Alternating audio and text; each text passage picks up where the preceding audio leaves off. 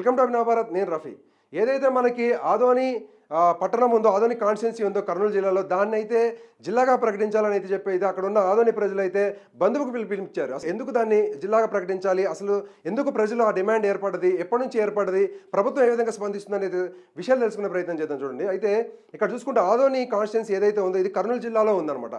కర్నూలు జిల్లాలోని ఆదోని కాన్స్టిట్యున్సీ దగ్గరగా అంటే పత్తికొండ, ఆలూరు, అలాగే మంత్రాలయం, ఎమ్మిగనూరు ఏదైతే ఉందో ఈ 4 కాన్స్టిట్యున్సీలకు కూడా సెంటర్గా ఉండేది ఆదోని. అయితే ఈ 5 కాన్స్టిట్యున్సీలు కూడా కర్నూలుకి దాదాపుగా దగ్గరగా చూసుకుంటే 100 నుంచి 120 కిలోమీటర్ల దూరం అయితే డిస్టెన్స్ ఉంటుంది. అయితే ఇంత దూరం డిస్టెన్స్ 3 నుంచి 4 గంటల సమయం కూడా పడుతుంది ఇక్కడికి రావాలంటే.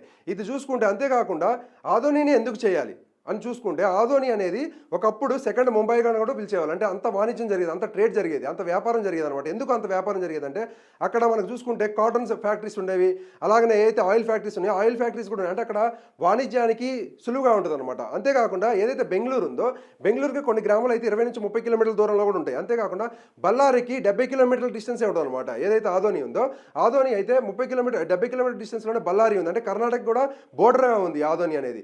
అయితే ఏదైతే పత్తికొండ, ఆలూరు, మంత్రాలయం, అలాగే ఎమ్మిగనూరు ఏదైతే ఉన్నాయో ఇవన్నీ కూడా ఆదోనికి 30 కిలోమీటర్ల డిస్టెన్స్లోనే ఉండటం వల్ల ఆదోనిని జిల్లాగా ప్రకటించాలని అయితే ఆ 5 కాన్స్టిట్యున్సీలకు సంబంధించిన ప్రజలు అయితే కోరుకుంటున్నారు. ఇది ఎప్పటి నుంచో సంవత్సరాల నుంచి కూడా ఈ డిమాండ్ అయితే ఉంది. కాకపోతే ప్రభుత్వం దాన్ని నెరవేర్చలేదు. అయితే ఇప్పుడు దాన్ని వాళ్ళు కొంత సీరియస్గా తీసుకొని, ఎందుకంటే సీరియస్గా తీసుకొని దాన్ని వాళ్ళైతే బంధుకు పిలుపునివ్వడం జరిగింది. అయితే దీనికి సంబంధించి ఈ విషయాన్ని సీఎం దృష్టికి తీసుకెళ్లారు. సీఎం దృష్టికి తీసుకెళ్తే ఆయన సానుకూలంగా స్పందించారు. సీఎం ఎవరైతే చంద్రబాబు నాయుడు గారు ఉన్నారో ఆయన అయితే సానుకూలంగా స్పందించి ఎవరైతే జిల్లా ఇన్ఛార్జ్గా, కర్నూలు జిల్లా ఇన్ఛార్జ్గా ఉన్న నిమ్మల రామానాయుడు ఎవరైతే ఉన్నారో ఆయనకైతే ఆ బాధ్యతలు అప్పగించారు. దీనికి సాధ్యాసాధ్యాలు ఏమున్నాయో పరిశీలించి రిపోర్ట్ ఇవ్వమని అయితే ఆయనకు చెప్పడం జరిగింది. అంటే అది పాసిబిలిటీ అవుతుందా కాదా, అసలు దీనికి పాసిబిలిటీ అవుతుందా కదా, అసలు దీన్ని మనం ఏదైతే వాగ్దానాలు చేసినామో దాంట్లో ఏమన్నా ఉన్నదా, అయితే దీన్ని చేయడానికి మనకు అనుకూల పరిస్థితులు ఏమున్నాయి, ఒకవేళ చేస్తే ఏమన్నా దాని కాన్సిక్వెన్సెస్ ఏమైనా ఉంటాయి, అయితే దీనికి సంబంధించిన మొత్తం కూడా రిపోర్ట్ రెడీ చేయమని అయితే నిమ్మల రామానాయుడు ఎవరైతే ఉన్నారో జిల్లా మినిస్టర్ ఆయనకు అప్పగించడం. అంటే ఇక్కడ చంద్రబాబు నాయుడు కూడా సానుకూలంగా స్పందించింది. ఎందుకు అంటే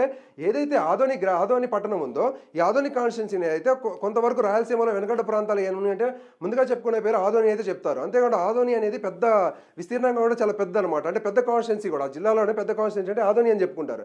అయితే ఎందుకు ఆదోనిని ఎందుకు చేయాలి అంటే ఇక్కడ చూసుకుంటే ఇక్కడ 100 నుంచి 120 కిలోమీటర్లు ఏదైతే డిస్టెన్స్ ఉందో కర్నూలు జిల్లాకి, ఇప్పుడు హాస్పిటల్ ఏదన్నా ఆదోనికి సంబంధించిన ఆ చుట్టుపక్కల 4 కాన్స్టిట్యున్సీలు ఏదైతే ఉన్నాయో దానికి సంబంధించి అక్కడ ప్రజలు ఏదన్నా జిల్లా కేంద్రానికి వెళ్ళాలి, జిల్లా ఆసుపత్రికి వెళ్ళాలి అంటే 3 గంటల నుంచి 4 గంటల సమయం పడుతుంది వాళ్ళు అక్కడ నుంచి ఇక్కడ రావడానికి. అంటే ఈ టైంలో వాళ్ళు ఆరోగ్యం ఏదైనా ఇప్పుడు సీరియస్ అయితేనే కదా జిల్లా కేంద్రానికి రాస్తారు డాక్టర్లు.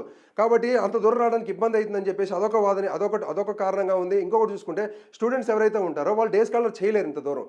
కాబట్టి అక్కడ వాళ్ళకి ఆదోని పట్టణానికి జిల్లాగా ప్రకటిస్తే అక్కడే జిల్లా స్థాయిలో కాలేజీలు కూడా ఏర్పడుతుంది. కాబట్టి ఇప్పుడు నేను చెప్పిన ఈ 4 కాన్స్టిట్యున్సీలు ఏమైతే ఉన్నాయో ఆ గ్రామాలన్నీ కూడా ఆదోనికి దగ్గర చూసుకుంటే 25 నుంచి 30 కిలోమీటర్ల డిస్టెన్స్ ఉన్నాయి అనమాట. అంటే చాలా దగ్గర, వీళ్ళు డే స్కాలర్ కూడా చేసుకోవచ్చు. అంతేకాకుండా ఎవరైతే ఏదైతే కర్నూలు జిల్లాలో అక్కడ ఈ సిటీలో ఎవరైతే వాళ్ళు వర్క్లు చేసుకుంటూ పనులు చేసుకుంటూ ఉన్నారో, చిన్న జాబ్ చేసుకుంటూ ఉంటారో అక్కడ కిరాయిలు కూడా కట్టుకోవాలి. కిరాయిలు కట్టుకోవాలంటే వాళ్ళకి 15,000 20,000 ఆ మధ్యలో ఉంటుంది శాలరీస్. అక్కడ కిరాయిలు చూసుకుంటే తక్కువ అయితే ఒక 5,000 రూపాయలు అయితే ఉండడం జరుగుతుంది. కాబట్టి 5,000 రూపాయలు కట్టి మిగిలిన దాంతో వీళ్ళు జీవనం పోషించాలంటే కొంత కష్టం అవుతుంది. అదే ఆదోనిని జిల్లాగా చేయటం వల్ల అటు కర్ణాటక బోర్డర్ ఏదైతే మనకి కర్ణాటక బోర్డర్ ఉందో అది ఒక 30 కిలోమీటర్ల దూరంలో ఒకటి ఉంటుంది. ఇంకోటి బళ్ళారి ఏదైతే ఉందో బళ్ళారి కూడా 70 కిలోమీటర్లే ఉంది. కర్ణాటకకు సంబంధించి ఎవరైనా పెట్టుబడులు పెట్టాలన్నా కానీ దగ్గరలో ఏ జిల్లా ఉంది అని చూసుకుంటే ఆదోని అనేది వాళ్ళకి గుర్తొస్తుంది. కాబట్టి ఇక్కడ పెట్టుబడులు కూడా వచ్చే అవకాశం ఉంది. కాబట్టి ఇంతేకాకుండా రైతులు ఎవరైనా కలెక్టర్ ఆఫీస్కి వెళ్ళి అర్జీలు పెట్టుకోవాలన్నా, జిల్లా స్థాయిలోని అధికారులు కలవాలన్నా, జిల్లా స్థాయిలోని ఎవరైతే రాజకీయ నాయకులు ఉన్నారో వాళ్ళు కలవాలన్నా కానీ కొంత ఇబ్బంది అయితే కలుగుతున్నారు. ఎందుకంటే